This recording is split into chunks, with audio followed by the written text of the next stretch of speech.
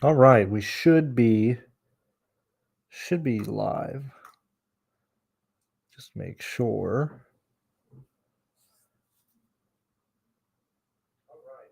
Okay, yeah. All right, we're all good to go.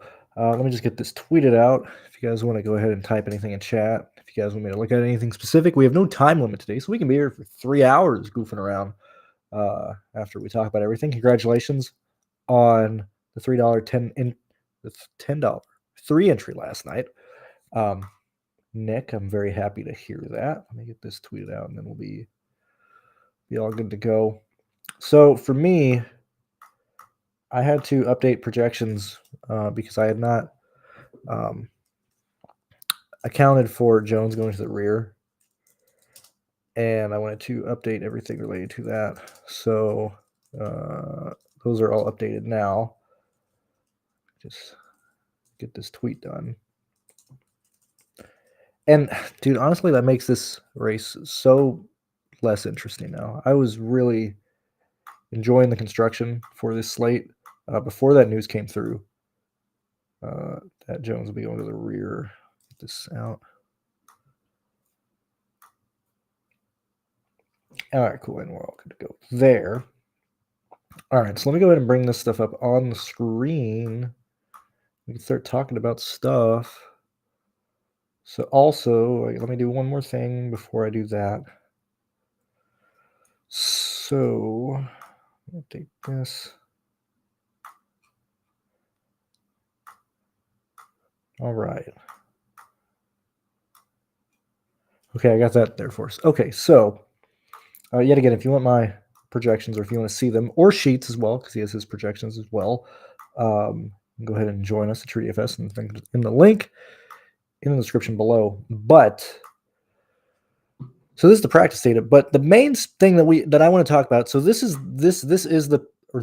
the projections I have for everybody in the race today. Clearly, it's just the numbers because if you want to know who it is exactly, you can join us and everything. But when we're looking at how I think people end up scoring and how you end up building, the fact that we lose the 8K driver known as Brandon Jones from this, that allowed us to pretty much play Chandler, like you were going to play Chandler Smith, you're going to play Riley Herbst, you're going to chase one lap leader, looking in a situation to where Jones was going to most likely be a pretty big lap leader in this race.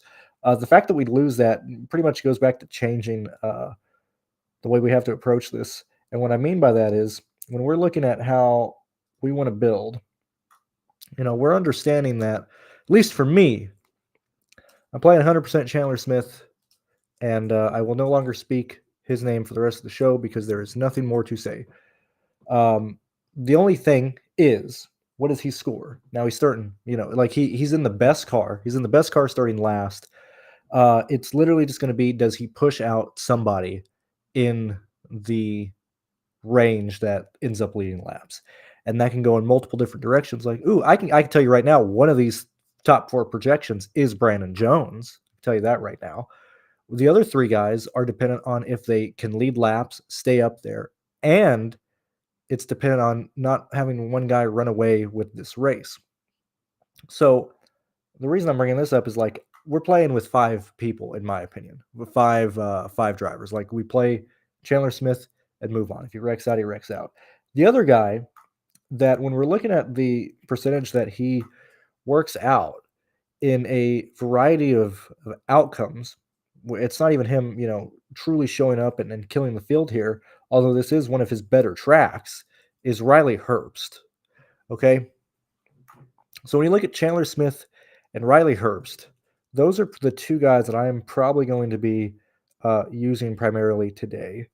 And the reason is because they have a pretty good chance of exceeding value. It's not even getting, min salary or like, min value from these 2 individuals. Riley Herbst and Chandler Smith is and are probably the best plays on the slate. And yet again, we're not talking about a lap leader at the moment. We're talking about what the optimal lineup is going to look like. Now, it's either using both of these individuals or it's paying up for 3 10K guys and double punting. Like those are the 2 avenues that this optimal lineup follows.